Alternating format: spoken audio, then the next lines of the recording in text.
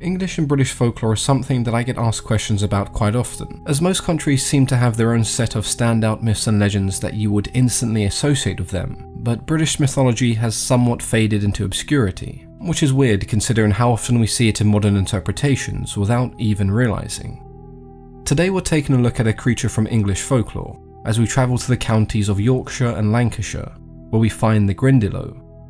The Grindylow were often described as water spirits or demons because they inhabited the marshland, particularly in bogs, ponds and lakes. They have pale green or brown skin, sharp teeth, long sinewy arms and spindly fingernails, resembling a gremlin of the sea. Some Grindylow are also depicted with horns, which only contributes further to their demon nickname. The Grindylows may be small in size, but they are in no means friendly, as one of their favourite pastimes consisted of waiting by beds of water, hiding amongst the weeds until a child passed by. They would then jump out and grab the child, dragging them into the water and slowly drowning them. The exact reason why is something that I've seen vary, from theories about a sadistic nature, hence the name water demon, to ideas as basic as children were the Grindylow's favourite meal. There are even theories of children being taken prisoner in their underwater villages, which is quite similar to the Qualupalek, a creature from Inuit mythology, and the Kappa from Japanese folklore. Naturally, this led to the Grindylows becoming boogeymen figures that would be used by parents to scare their children away from dangerous riverbeds to help prevent them from drowning, a danger they would have likely prioritized over stories of demons in the water. Many even believe that it was in fact these concerned parents that created the legend of the Grindylow to begin with. The name Grindylow or Grundylow was thought to be connected to Grendel, a character mentioned in the epic poem Beowulf, though Grendel is described as a giant monster, so I'm not entirely sure where the connection is there. But in Old English, the word Grendel was often used in relation to meres, bogs and lakes, which is a connection that makes a lot more sense, considering that's where we can supposedly find the Grindylow. Now, if the Grindylows sound familiar to you, that's because they do appear in the Harry Potter franchise, first appearing in the prison of Azkaban, where the Ministry of Magic classified them as a species capable of being domesticated.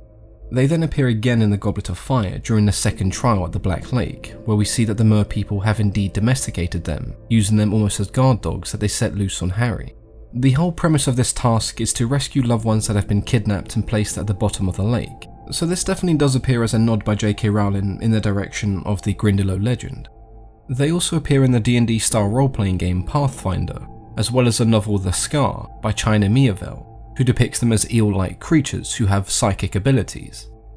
The Grindylow, like many creatures in folklore, fall into the category of boogeymen, monsters used to scare children into behaving a certain way.